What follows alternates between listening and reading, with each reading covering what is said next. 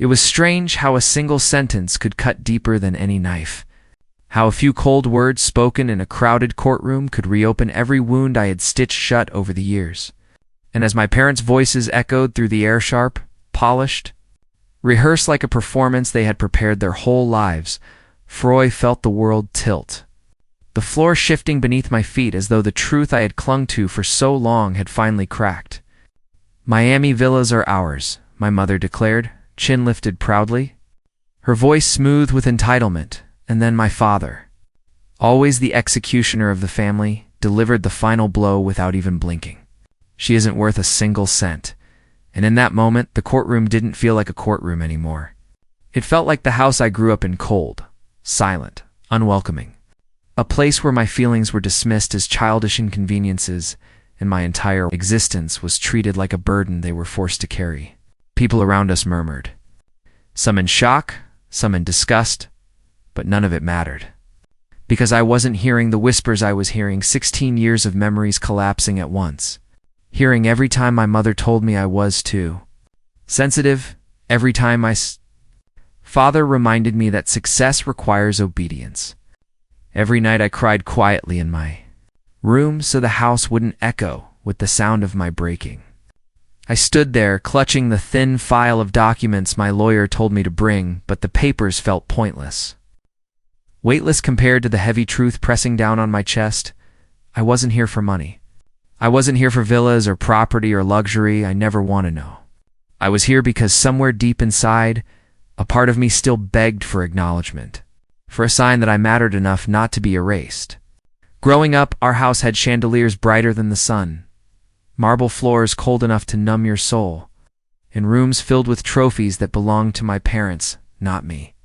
I had learned early that silence kept the peace, that emotions were a weakness, that dreams not profitable were a waste of potential. And even though I tried to shrink myself, to mold myself into the daughter they wanted, nothing I did ever reached them. They looked at me like I was a stranger living under their roof, the wrong kind of child, the embarrassing one. The one who asked too many questions, cried too easily, cared too deeply. The judge's voice finally cut through the chaos in my head. "Miss Clarke, please remain calm," he said gently, and I nodded, even though my heartbeat felt like thunder in my ears. Calm. I had spent years pretending to be calm, pretending their words didn't bruise me, pretending the distance between us didn't suffocate me. But now everything was out in the open, displayed under courtroom lights like a wound I couldn't hide anymore. My lawyer leaned toward me, whispering, "Emma, he sees what's happening. Just breathe."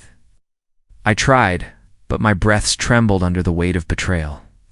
I looked at my parents, my mother sitting rigidly upright, expression carved from ice, and my father flipping through documents he already knew by heart, his jaw tight, his eyes cold enough to freeze oceans.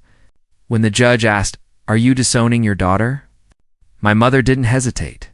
"Yes, Your Honor." Such certainty, such finality.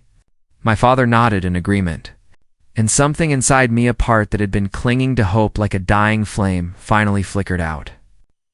I remembered the night everything changed when I was 16, the night my father found my acceptance letter to a creative writing program. He tore it in half without a second thought, the paper ripping like it was my future tearing apart. "You will not embarrass this family," he said, while my mother watched like a silent judge confirming my sentence. They didn't want a daughter who dreamed. They wanted a replica of themselves, polished and obedient.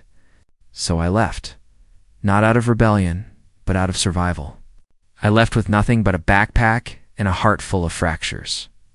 For years I worked, studied, struggled alone, and I grew, piece by piece, into someone they couldn't control anymore. Yet today, hearing them deny me so openly, so confidently, made it clear that they had rewritten our history long before we stepped into this courtroom. The judge's gaze softened when he looked at me. "Miss Clarke, what is your intention in contesting this inheritance?" The question felt like an invitation to expose everything I had buried. My throat tightened. "I'm not here for their money," I said. "I'm here because they erased me.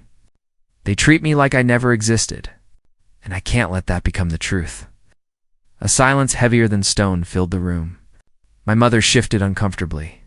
My father looked at me as though I were speaking another language, love, truth, emotion, all foreign to him.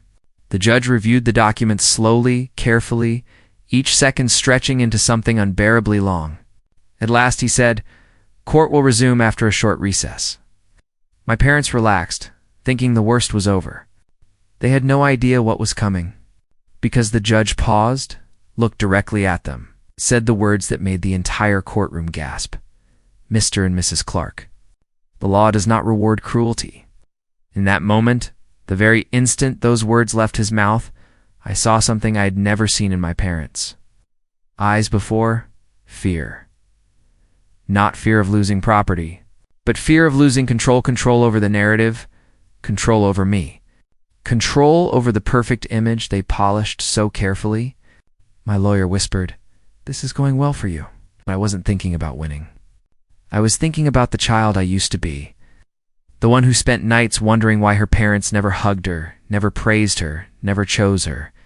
For the first time in years, the ache in my chest loosened.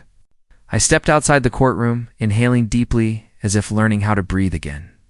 The hallway felt brighter, lighter, as if my truth had finally been heard.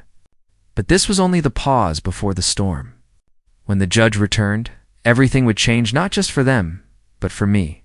Because this time, I wasn't the quiet daughter they could silence. I wasn't the shadow they could push aside. I was the woman they had created through their neglect, stronger, sharper, unbreakable. And they were about to learn that the daughter they dismissed was now someone they should fear losing. Someone who no longer needed their love to stand tall. Someone who had finally found her own worth,